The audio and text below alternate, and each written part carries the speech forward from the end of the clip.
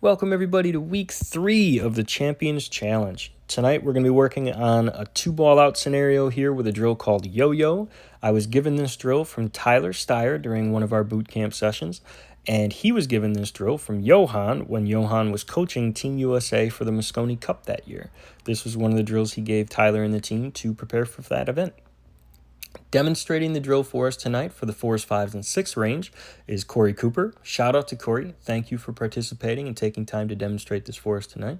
We're going to dive right in. For our 4s, 5s, and 6s on this drill, you're going to take ball in hand on your side of the side pocket. We're going to be shooting at an object ball that's frozen on the middle diamond. The goal of the drill is going to be to pocket that ball, get the cue ball back to the opposite side of the table as well as back to your side of the side pocket.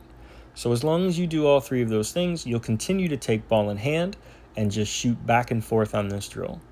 We're going to take 5 attempts total.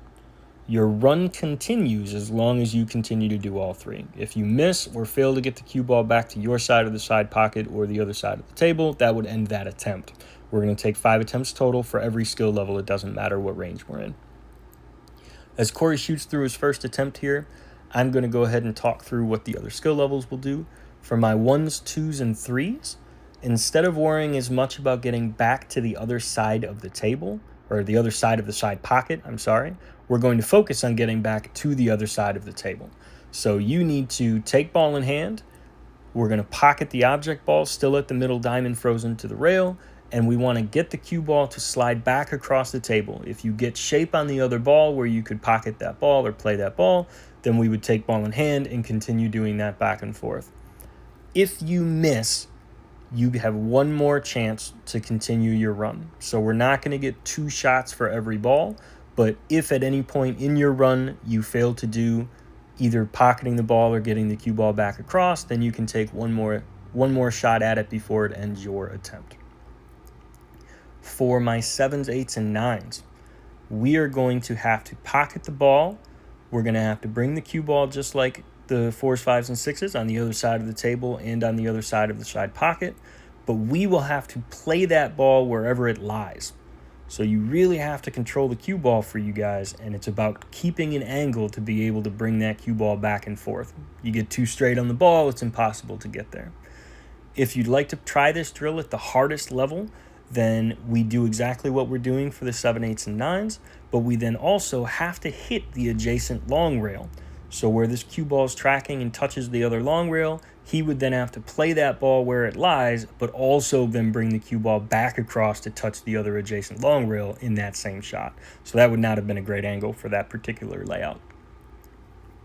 This is not an easy drill by any means. This is certainly one of the more frustrating drills that I think I get to work on, but it's such a fabulous opportunity to really work on removing the side pocket out of the game for you.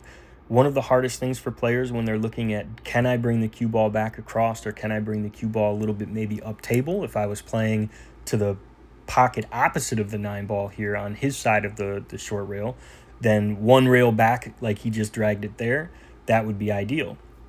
So knowing what angle you're at and what tip placement and acceleration you need through that cue ball to get you at the right path to remove that side pocket is huge. In my personal opinion, I think Federer probably hits that shot and flirts with the side pocket but knows he won't scratch better than just about anybody. It really is a lot of fun to watch him when he plays a drill like this. Anyhow, as Corey continues the run here, I'm going to let him finish this out, and then we'll commentate through the rest of the attempts.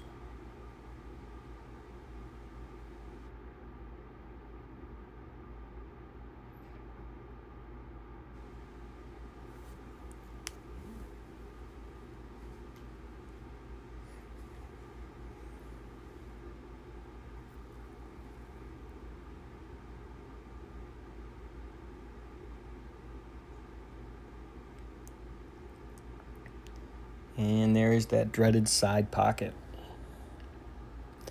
This is a really nice drill, like I said. If you're playing the 8 to the 9 in rotation, or you're playing your last ball to get on an 8 ball that's parallel, then this is an ideal drill to help you dial in on what that speed looks like.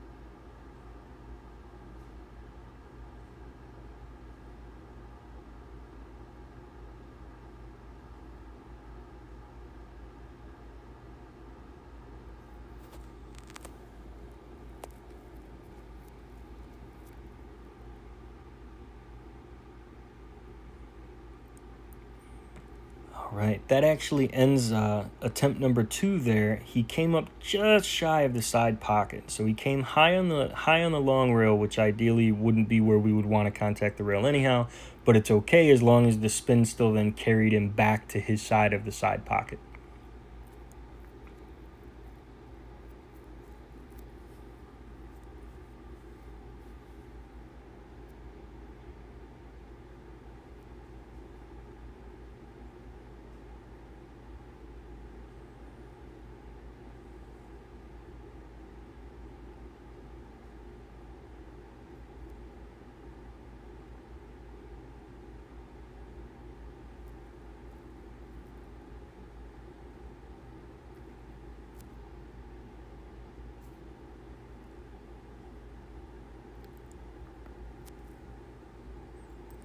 All right, that time he came up high of that long rail on his side of the side pocket again, but this time he had enough speed to carry himself back over across to the other side. So this would be a good shot, and he would continue his run on attempt 3.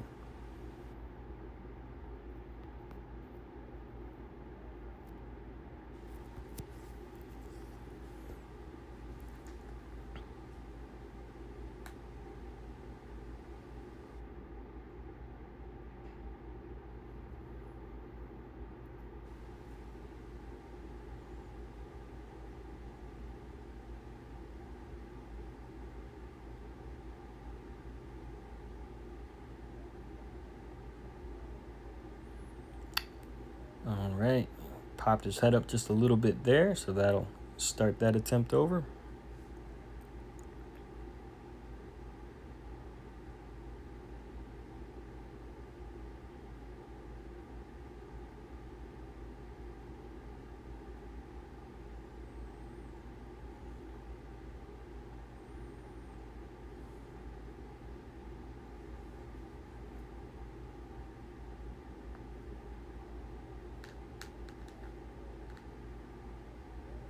Oof.